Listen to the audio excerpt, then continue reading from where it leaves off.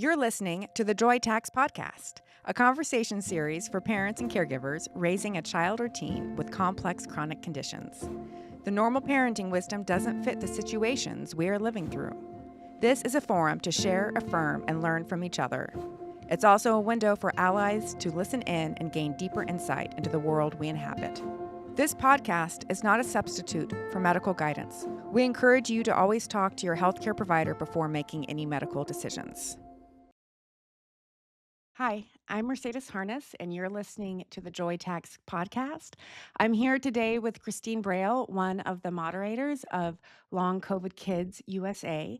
I asked her to come on today because she moderates that group so well, and I've always wanted to meet you in person and ask you some questions. And I guess maybe just the best place to begin is how has your family been impacted by long COVID? Oh boy. Um, we diligently tried to avoid it for a year and a half. And it caught up to us in August of 2021 when my son's infusion nurse brought it into our house. My son, who just turned 19 a couple months ago, was 14 when he got COVID. Um, I also got COVID. I mean, obviously, we all got COVID here. It's just he was the one who was the most affected. Um, and he didn't, this was back before we knew what we know now about testing and how hard it is sometimes to get a positive test if you're not testing at the right time. And, we tested once and it was negative. And so I was like, oh, it's just something else. Mm-hmm. But then, then the I don't want to call it a roller coaster. It was just like a boxing match, I guess, where just the hits just kept coming. And he had GI symptoms for 3 weeks. And that was followed by every 3 weeks for 9 months, he had a respiratory, like an upper respiratory thing. Mm-hmm. I dragged this kid into the doctor so many times for swabs and things, and nothing was ever positive. It was just his immune system, that we think now, trying to fight again and again to keep, COVID under control. But it was just one thing after another. About a month afterwards, he developed really severe liver damage Wow. that no one could really explain to us. He almost had an emergency liver biopsy because his liver enzymes were so high. But then in between that and his next test, because they just want to do another test to make sure, he had one of his IVIG infusions, and his liver normalized. So we avoided that, but it was just then the chronic daily head pain started. And he developed this really weird back pain and swelling in his back. And then he couldn't concentrate and he couldn't focus. And I remember at some point in January, we were already doing homeschool stuff because the school was not safe for him to go to. They had dropped pretty much all precautions. And, he has a primary immunodeficiency already. We didn't need to add another COVID infection on top of what he'd already had. So I remember in January, he said to me, I can't do schoolwork. And I was like, okay, like, I get it's fine. You can take your time. It's okay. He's like, no, you don't understand. I can do it. And when I look at it the next day, I don't remember a thing. He was not retaining any of the stuff that he was reading or learning. And he's like, I would just have to go back and do the same work over again. I don't remember what I learned yesterday.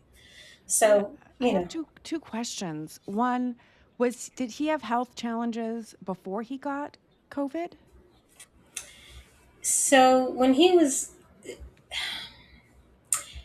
never like super healthy. And he has, we all have EDS in this house and mast cell activation syndrome.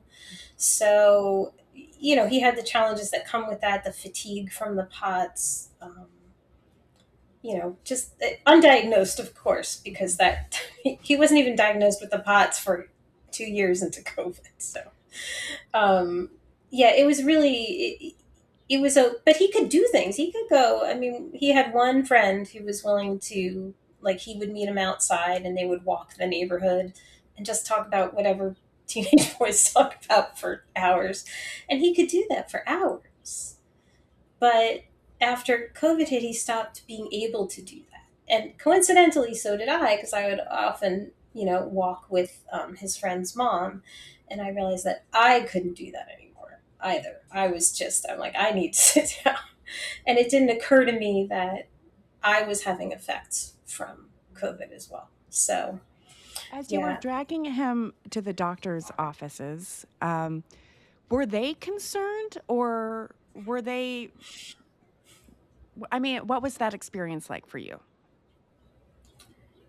It was frustrating. I think, like most parents who have, kids with long COVID, you spend a lot of time saying, is this COVID? Is this not COVID? I don't know. Maybe I can't, no one can give me a definitive reason why my kid is this sick or why my kid has all these issues. So we went through a bunch of doctors in a very short period of time.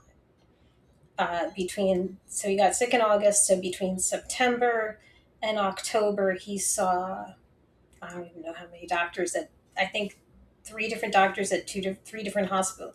No, five at three different hospital systems. It all kind of just melds up here to just, I can't even tell you all the details, but we saw a lot. And we ended up at a major children's hospital. And I brought him in there. And when I brought him in there, the kid was pale as a ghost, had no circulation in his hands. Uh, he looked absolutely terrible. And they basically ran some blood tests. It all came back normal. And then he they just shrugged their shoulders. And I was like, what do I do with this kid? Can you look at it? Can someone just look at him? Mhm. Just look at him. He's not well. And no one could give me any explanation. That is So, so yeah. hard, and that is such the story of so many of us trying to advocate for our kids in the doctor's office. Can you tell me then about Long COVID Kids USA? Well, 1, at what point did you, decide that this was long COVID, and how did you get involved in Long COVID Kids USA? Um, I think I realized it was long COVID when like the things just kept happening. Mhm. Um, we'd seen so many doctors. So about 6 months afterwards, I was like, this has to be long COVID. There's nothing else that fits this or fits this explanation or the timeline. So that was how I was convinced that was what it was. His doctors took a little more convincing to acknowledge that that could be an issue, and some of them never did. Which so we stopped seeing those doctors because if they're not going to be helpful, we're not. I mean, they have to be helpful for us to see them. Um, I actually took a long time to start reaching out for support and places like the Long COVID Kids page. I don't know why. I guess I just thought, well, we're in this on our own as we always are. And then it slowly occurred to me, oh, there are other people who are going through this. Maybe I should go see, what they're saying and what's been helpful for their kids. And that was when I discovered the Long COVID Kids page. And at some point, I think they were just looking for some extra help because I mean, everyone who was a moderator or an admin also had kids who had long COVID. So it was a very, it's not a super intensive thing time wise, but it does require consistency, and that's hard to do. I mean, we all kind of just rely on each other to take care of things and make sure that posts get approved quickly and people aren't left hanging and waiting, because I know sometimes I have really urgent questions and I realize we need a specialist and I don't want to wait 3 days to see who we can find and what someone recommends. I'm realizing I should back up a little bit. Long COVID Kids USA has been such a daily part of my life in terms of checking it on Facebook. Not I don't post every day, but I always look. And I'm realizing though that there might be listeners out there who might not know what Long COVID Kids USA is. Um, we backtrack a little bit and maybe you explain it? Yes. I'm sorry. No, it's Yes. I was going to ask you the question. So, Long COVID Kids, the USA support group page is part of Long COVID Kids, which is an international charity. It's based in the UK, and they are the only one really that focuses just specifically on, the effect in kids. And they the thing that I really appreciate and love about long COVID kids is that they try to take a holistic approach to what they do. It's not just we're going to go and try to raise awareness in political circles so we can push for research and things, because they do that, but they also spend a lot of time on awareness and advocacy, because the more people who understand what long COVID is like for a kid and the challenges that they and their families face, the more it will it will be easier for those kids and those families to get support, even whether it's just from family or friends, schools. They have some great school resources on their website, and a lot of them are universal. They're not just for whatever the UK schooling model is. They're universal things. They have a section on clean air in schools. There's a lot of really good resources that they've spent a lot of time developing, and so I found them very helpful. They provide a lot of information for support for kids. They have support groups that are unique to them. They have a Discord server. They have some really good things, like pacing penguins was one of their first things that they did to help kids understand pacing. Because I know my kid was 14 when he got sick, so it was a little different. I think your daughter was younger, My daughter was and 9 and I pulled out pacing penguins. Mm, I don't know if I used pacing penguins with her, but I definitely used it to inform how I talked about it to her. yeah. Yeah. Yeah, it can be really difficult to explain these things to a kid who doesn't understand why their friends can do things and they can't. So, And then and um, and then there's the Facebook group where people can post their questions and crowdsource information, which is what mhm. you help moderate. Yes, and it's been incredibly valuable to me in helping find doctors and just information on different treatments. Um, there's having been part of I've had chronic illness for a long time because I've had POTS and mast cell, but I learn more from other patients than I do from most doctors, because we're the experts in our conditions, and there's a huge valuable resource in talking to other people who have been through it, and can give you leads and ideas and things to bring to your doctors to talk about.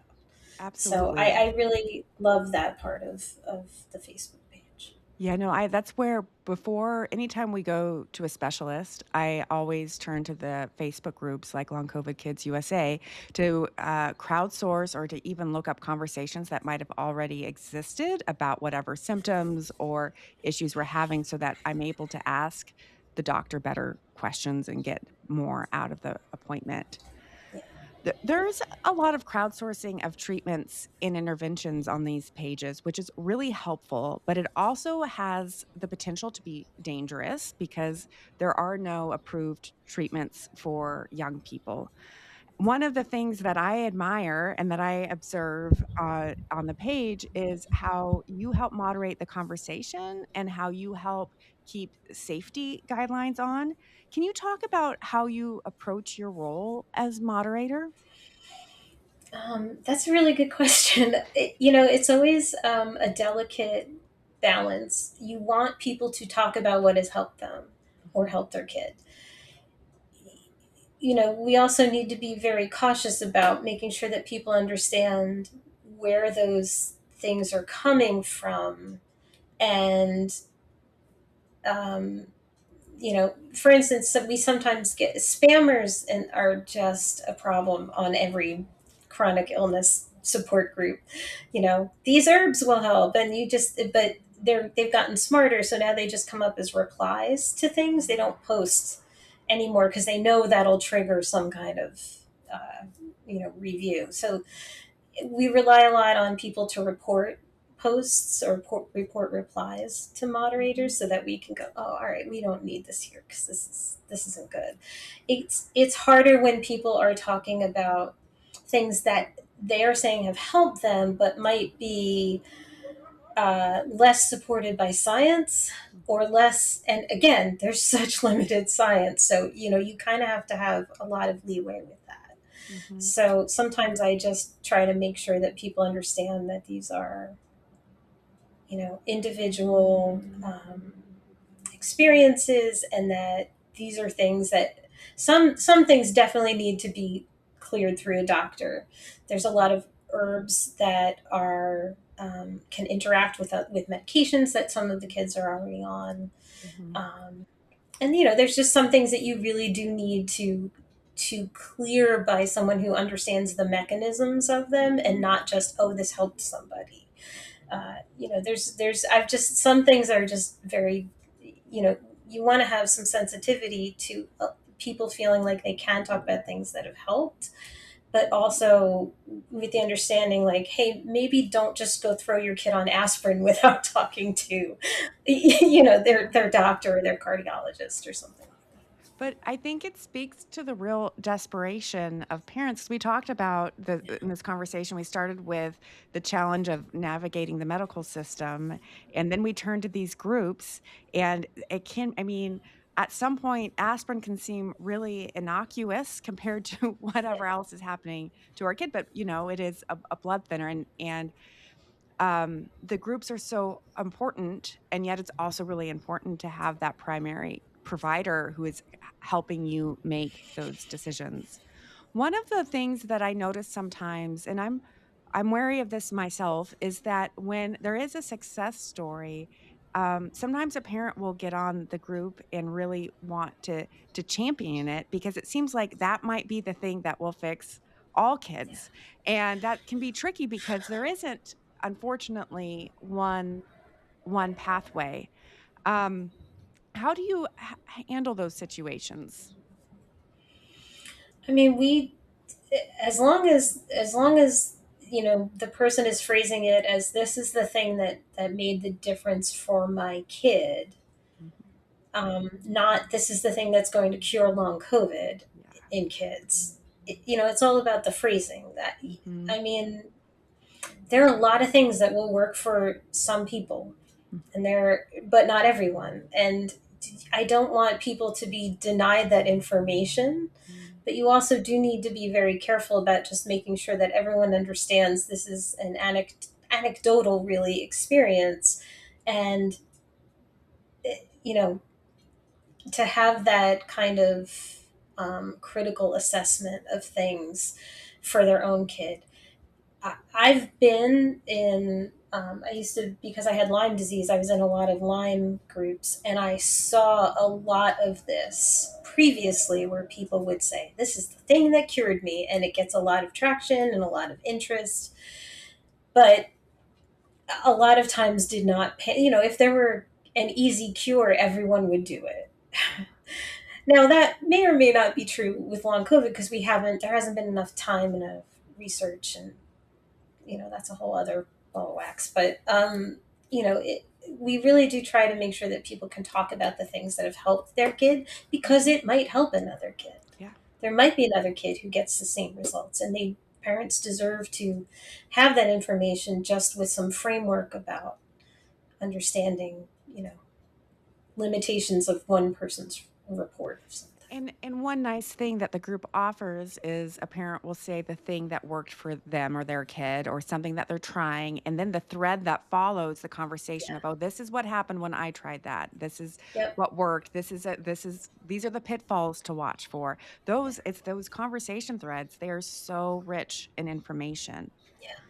There's so much Well, there needs to be more pediatric specific research. But one thing that I admire that you do is that you reshare quality information on the site. What is some of the latest research that is exciting you in terms of long COVID?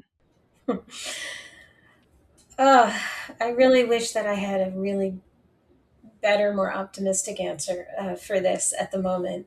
Um, I am happy to see that there are some things that are pointing in certain directions. Uh, the There's a new antiviral that has just been approved in the United States for prophylactic, not really prophylactic, and kind of, it's post exposure treatment. So if you have had direct contact and exposure to someone who had a confirmed COVID infection, you qualify for ensitrelvir. I think I pronounced that correctly, which is an antiviral drug that has been around, I think, for 4 years in Japan. It was developed 4 years ago. And so it's been used over there for quite a while, but not in the United States. And it has fewer drug interactions than Paxlovid or any of the other options that are out there right now. Um, Do you know, is that unique? Is it specific to COVID or will it protect against yes. other viruses? Okay, No, it's specific to COVID. okay. Um, so you know, I think microclots. There's been more attention and more research for that. It's just so painstakingly slow. Even if it's rapid for what the history of medical research shows us, So no, it's just to still so clarify, slow. do you mean that the research is slow or that the interventions to help remedy the microclots is a slow process? Um, the medical research is slow. Okay.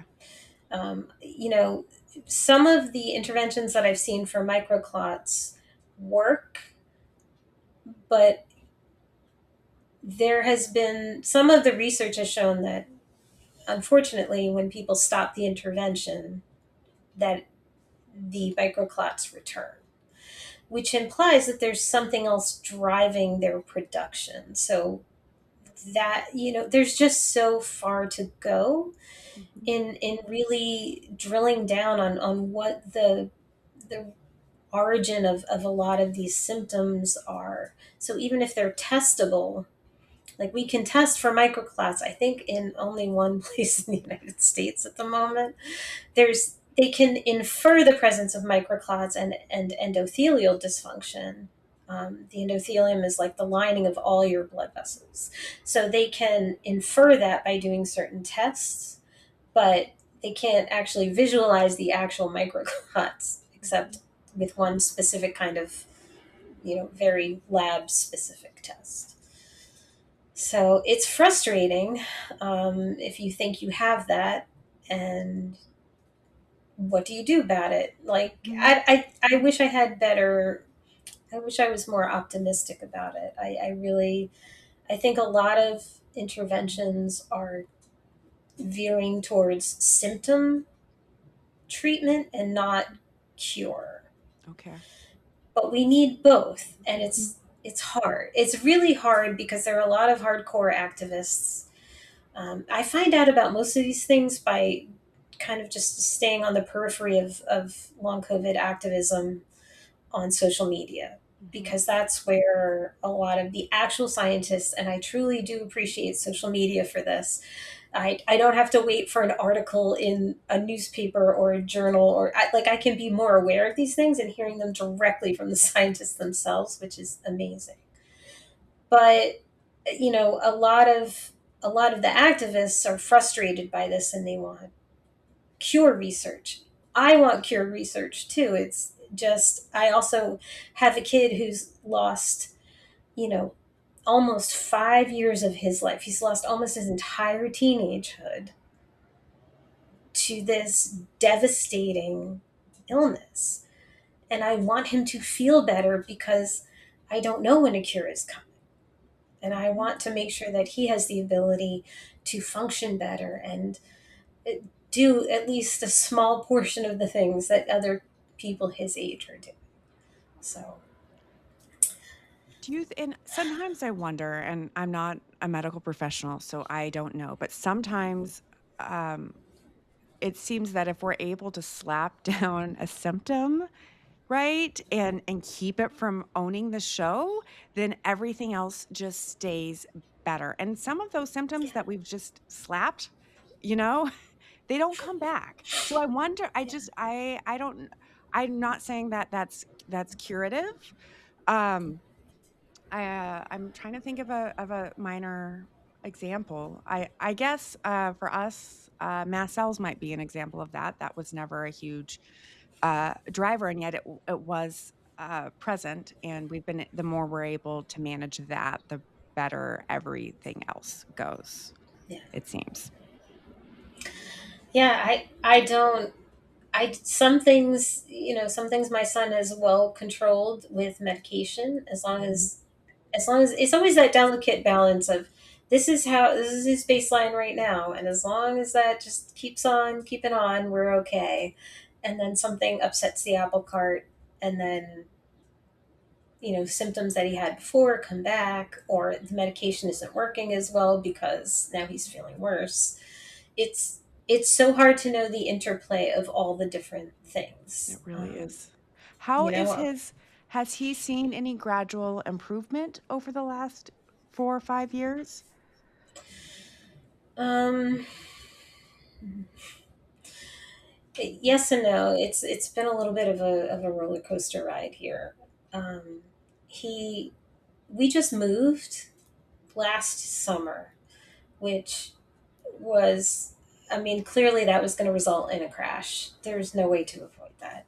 No matter how much we tried to insulate him from the effects of moving, it was very challenging for him still, like just physically challenging to move. And then that was the first thing we did, was we're like, we need to get his room ready and get his bed set up and just make sure that he has a place that he can lie down as soon as possible. So that was very important to us, in trying to minimize it. But he still had a crash in September, and we Mhm. moved the end of July. But then he still was trying. He was trying to help because he wants to be better, and he wants to help, and he wants to participate. So he would offer, to move boxes every now and then, and I'd be like, "Nah, no, it's okay." And he's like, "No, no, I'm good." And he's a kid. He's a guy. He wants to go and move things and do that. And it's hard to say. It's hard to always be the one putting up the guardrails. Mhm. When they want to go do something, or they say, "I feel like I can do it," and in your head you're going, "I know how you're going to feel tomorrow." I know, or in a couple of days, I know this isn't going to be great. But you also don't want to say, "No, don't do that thing that makes you feel good." Mhm. You And know, and feeling, being a part of the herd and community work, yeah, that's very rewarding, and kids are robbed of that. That phrase that you said, "He wants to do," I think that's just so powerful, and that's the thing that so often gets overlooked when we're in the doctor's office. They're not lazy, they want to do it. yeah. Yeah, we had many of those conversations, with doctors. Like, he's not choosing this. This is not a choice. This is not fun for him. Um, yeah, the doctor thing can be. I don't know if you've had the experience of having a long awaited specialist appointment where you've tried to vet the doctor as much as possible, and then you get there and it is the worst experience you've ever had. And it is gut. It's just soul crushing.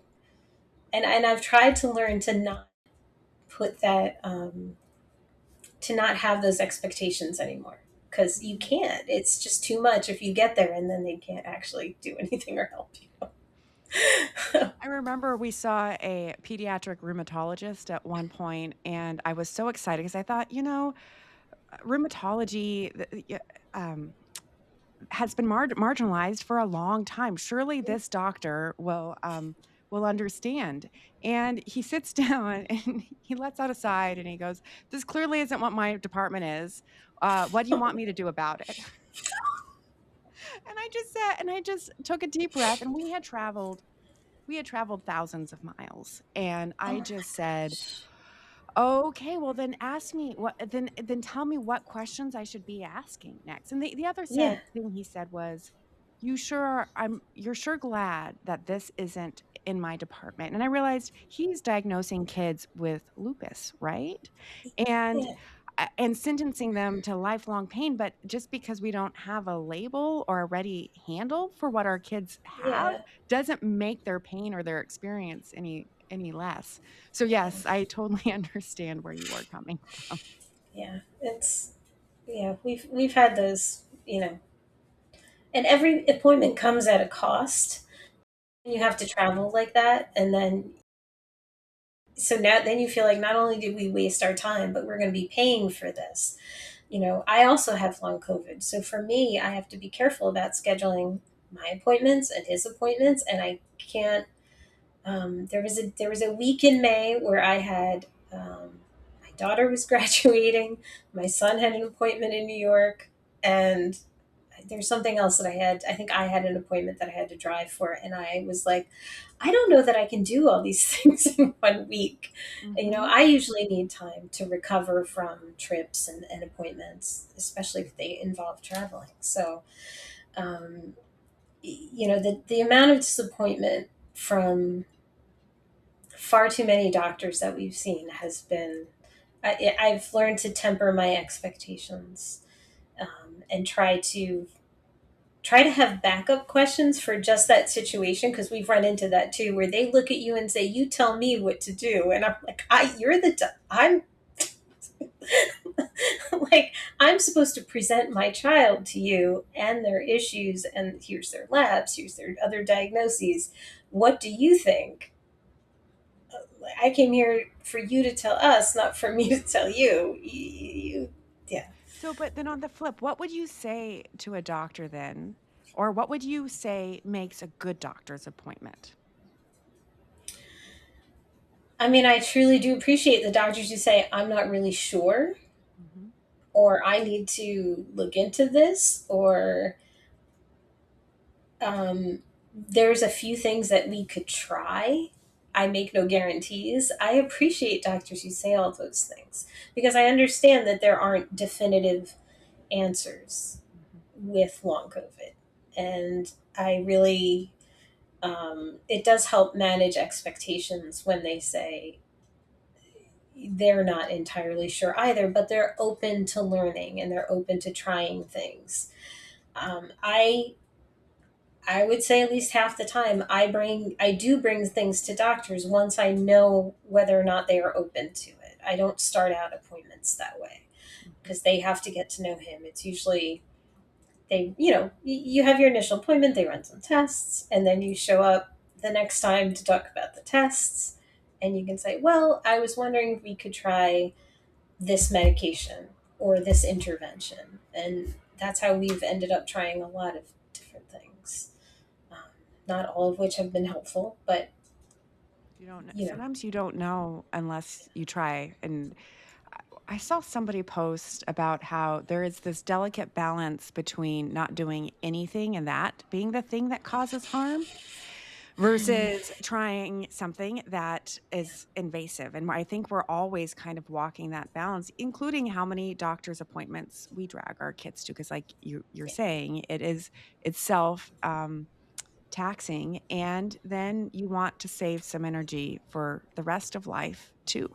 yeah, yeah. I really do try. I remember a few weeks ago, I had messed up and I had scheduled an appointment for my son on a Monday afternoon, and I forgot he's housebound, and doesn't really have, he's not really up to leaving the house. To him, he would rather interact with, friends online, because it uses less of his energy, Mhm. and he can hang out with them longer than if he sees them in person. It's just, he does a lot of the calculations himself at this point.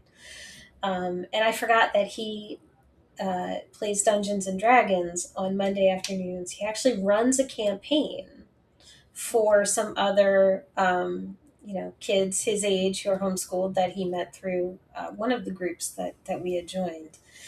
And it's really important to him. And you would not know when he's running this campaign if you listen to him, you wouldn't know that he was sick. But I see him before and I see him after, and I know that it does cost him some of his energy, but he wants it. He lives for these things. Like, he has a few things that he really kind of lives for at the moment, and those are his that's his joy. And as you know, there is a joy tax, and that joy tax is careful planning Mm-hmm. and making sure that there's enough time for rest afterwards. And oh, I need to do laundry, but I don't know that I can put it in, but I don't think I'm going to be able to get it out. So I'm going to ask mom to say, hey, I'm going to put laundry in. Can you switch it for me? That kind of thing. That's hard. It's hard for him to ask for help, but I think he's learned that it's okay to do that, and it's always received with. I know he would much rather do things by himself. So when he asks for help, I know that it's because he has to. Does Um, front yeah. loading rest ever help? Um, it helps in getting through the thing that he wants to get through. Mm-hmm. It doesn't necessarily help afterwards. I mean, probably a little bit, not not to a huge extent. Mm-hmm. I wish it helped more, but he already rests a lot as it is. I mean, Yeah. he's in bed for 12 to 13 hours a day. He's not asleep for the whole time, but he's in bed for that long. Mm-hmm. And then he's still mostly in his room. He'll come down to Mm-hmm. play a game. We're always so happy when he can, like, come downstairs to play a game with us or do something. Those are such special moments. You talked, or you didn't talk, but you posted recently about pet loss. Yeah. And can you talk a little bit about that? How do pets play a role in our families' lives when we have these Yeah. kinds of chronic illnesses? I think for a lot of kids, they're such an amazing I don't want to say resource. They're just it's such amazing companionship because they don't ask questions. They never doubt you. Your cat, your dog, they're not going to be like, "Oh, maybe you could go out in the yard and throw a ball with me." Like, they don't do that. They Yeah. just they love you. They just love you, and it's unconditional love, and it helps to have that kind of companionship. My son's cat, who just I don't know, he just clung on to my son relatively early on and just spent many, many years sleeping in his room all the time. And, it was just, I think, very good for his mental health to have that kind of companionship and somebody to talk to. Mhm. um, when I was a kid, I didn't have a cat, but I had like little. I was like 5. I had stuffed animals I would talk to.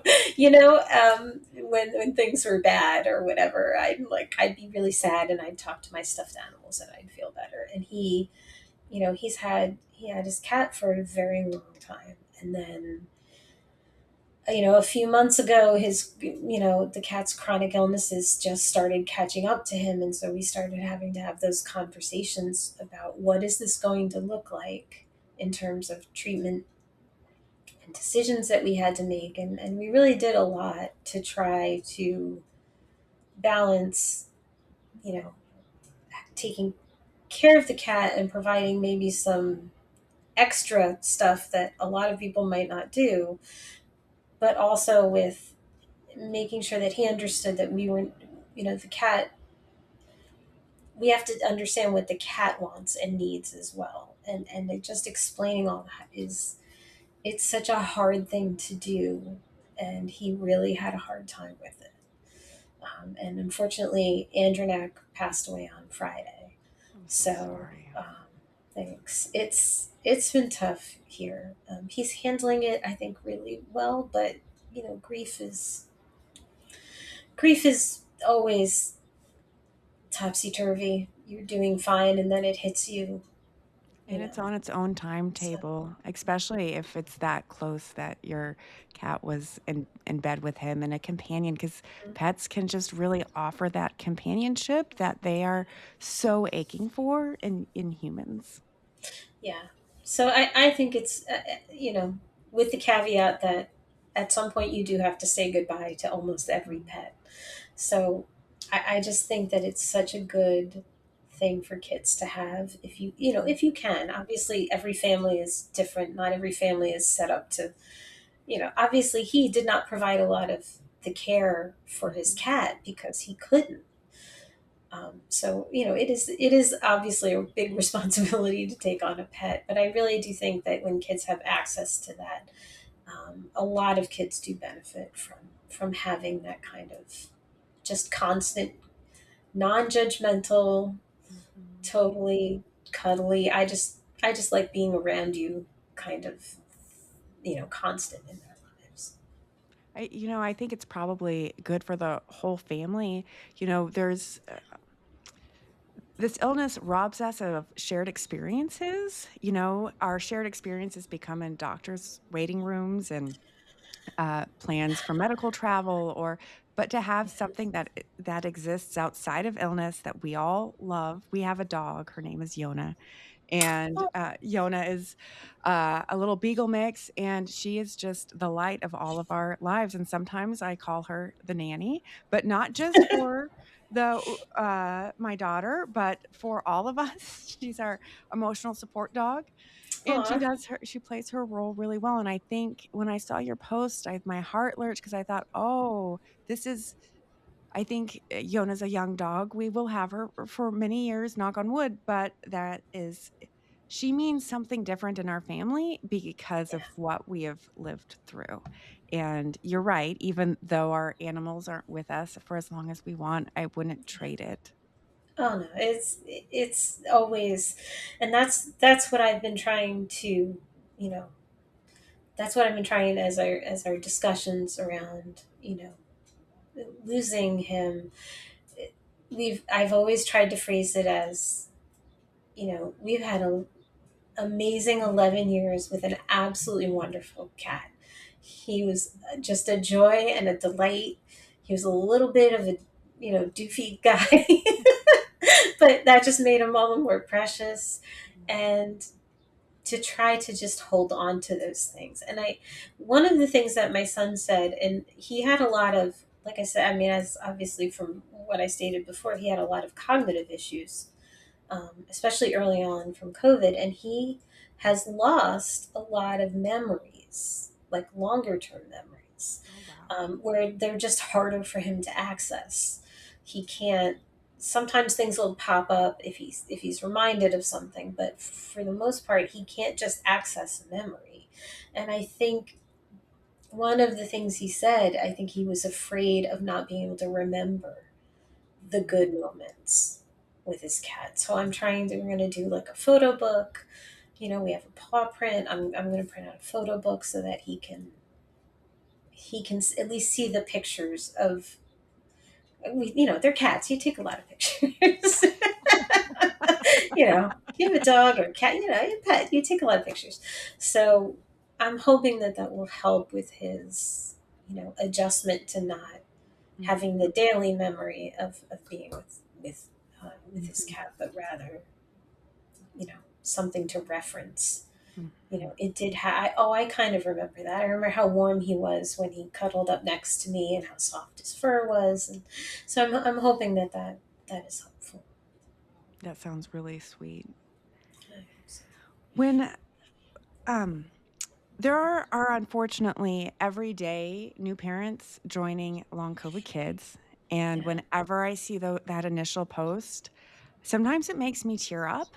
Often parents will say, "I'm new to this site. These are the things I'm experiencing.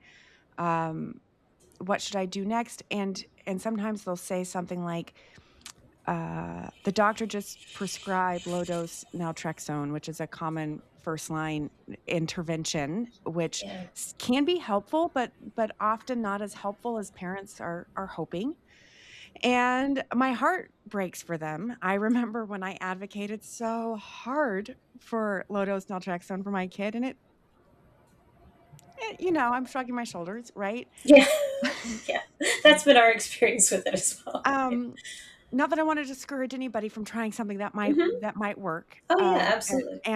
and is well researched, uh, comparatively. Uh, what would you say to a parent who is just starting this complex medical health journey with their kid? Oh gosh. I mean, a lot of times it depends on what. Usually, when parents join, there's some kind of more urgent thing that is going on. Mhm, Not all the time, but sometimes there's a specific thing. My kid is vomiting 10 times a day, and I doctors don't know what to do. They think it's an eating disorder. Like it all depends on like what kind of the more urgent thing is. Um, you know, it's hard. It's hard to tell people to research because there's not a lot of the research is not necessarily non-medical person friendly. So, a lot of times parents get very overwhelmed, especially if they don't have a background in any kind of medical knowledge. Parents who have had medical problems themselves are oftentimes a little more equipped to just kind of, okay, I kind of know how to research a little bit more maybe than someone who's never had to do this before. So, just linking them to maybe some basic things to kind of just get them a foundation, mhm. especially depending what is going on. If it could be a mast cell thing, there's the Mast Cell Disease Society. There are some resources. It's I find that generally people on the board do that already. Like Yeah. people are so, I really feel so good when I see a new parent post. Not, of course, there's that absolute dread of, I am so sorry that this is happening to more kids. But Mhm. I also know that they have come to a really good place where they're going to get a lot of different ideas and they're going to get a lot of empathy and they're going to at least get, um, hopefully, a couple of starting points on what to do now that this is the thing that you think is happening.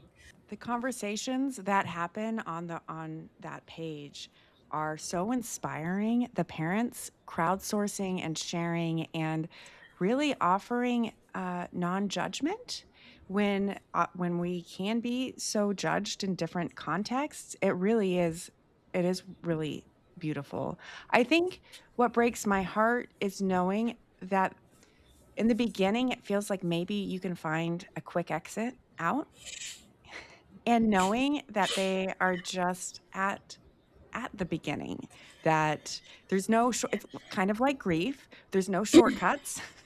It's No. going to be a roller coaster of when it's hard and when it's not, and I just wish that, uh, parents and their kids didn't have to go through that, and yet I'm so grateful to you and to the other long COVID kid parents showing up to help support each other. That part is beautiful.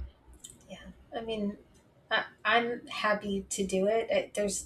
There is nothing that helps, the trauma or grief that of what you have been through more than helping somebody else go through the same thing. Because you can't change what you've experienced, but you can try to put out a helping hand to somebody else and kind of be that person who says, we've been there, we've made it through, you will also make it through.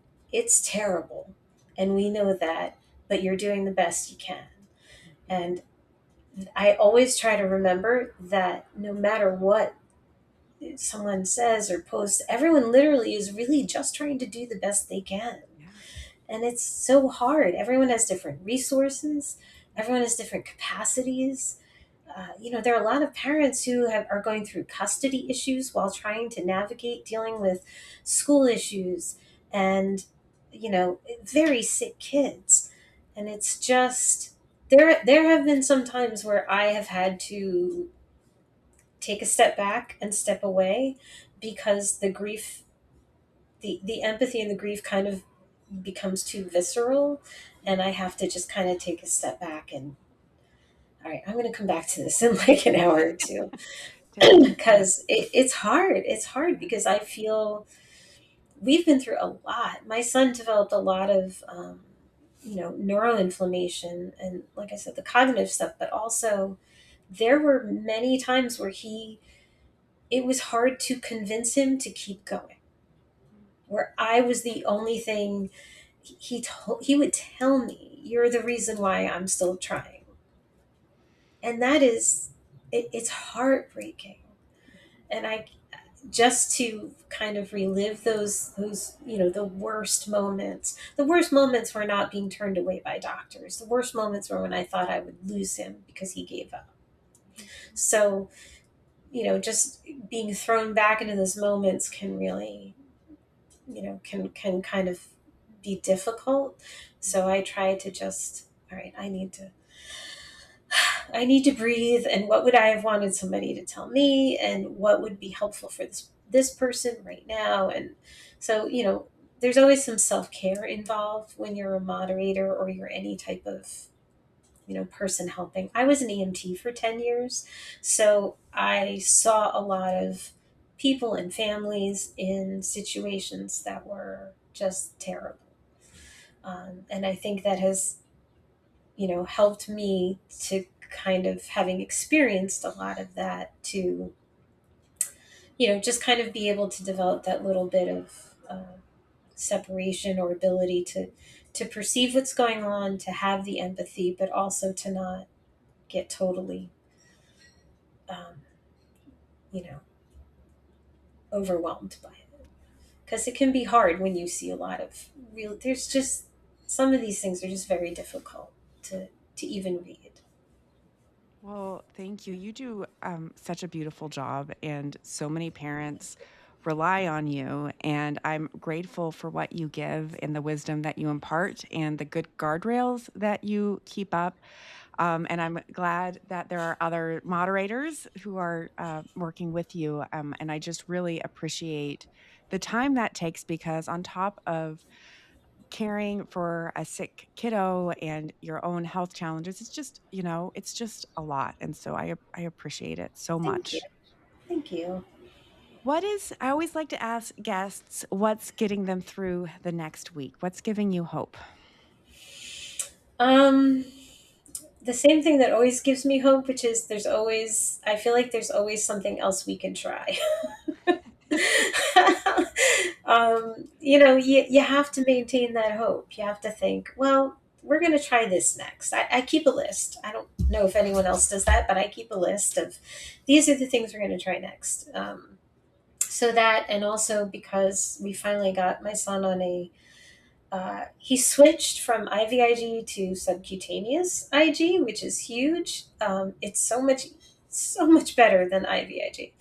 Can Uh, you tell me about the difference between the two of them? so IVIG is intravenous immunoglobulins, and Mhm. SCIG is subcutaneous. So you don't need IV access. You can do it yourself, which is Okay. amazing. I loved our nurse. We had the best.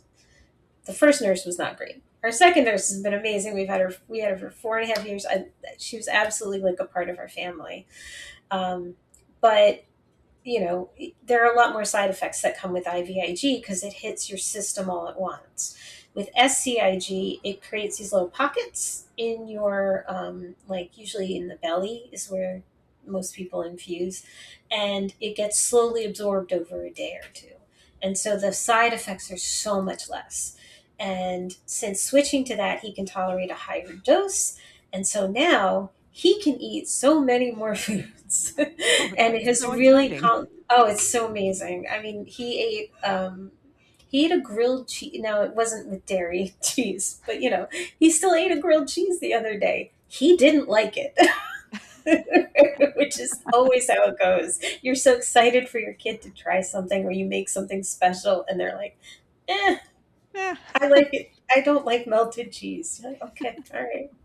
But just to be able to try these things has been great. So that, the list of foods that he gets to try now, it's exciting to talk about, hey, what would you like to try next? And I usually give him a list of, like, I'd really like you to try vegetable, but if you'd like to try this other thing, that, like a snack food, all right, that's fine. We'll do that.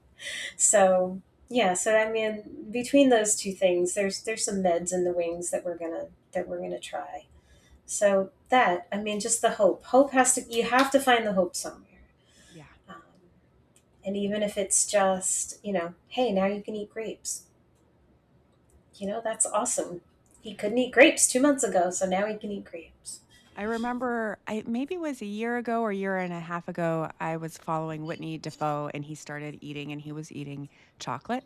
And I just a person that I follow, Yeah. he's kind of the poster child for ME/CFS, Yeah. but I was so thrilled for him that he could eat chocolate. I mean, what a special thing and at that point, I think it had been quite a few years since he had been able to eat. So I'm so glad that your son is able to expand his repertoire, even if he doesn't like it sometimes.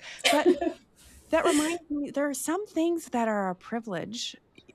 Um, I got annoyed at my kiddo the other day, and it was over a normal kid thing. And I texted my husband and I said, I have the privilege right now to be normal annoyed at my kid. Because things are knock on wood, are still stable for us. Oh, So good. I hope that you get to continue to try new foods. And I'm so grateful that you agreed to come on today, and if you're listening, Thank I'm you. so grateful for you, for listening today, and if you ever have any questions, please feel free to email me at joytaxpodcast@gmail.com, and we'll see you next time. Thanks. Thank you. Thank you for having me.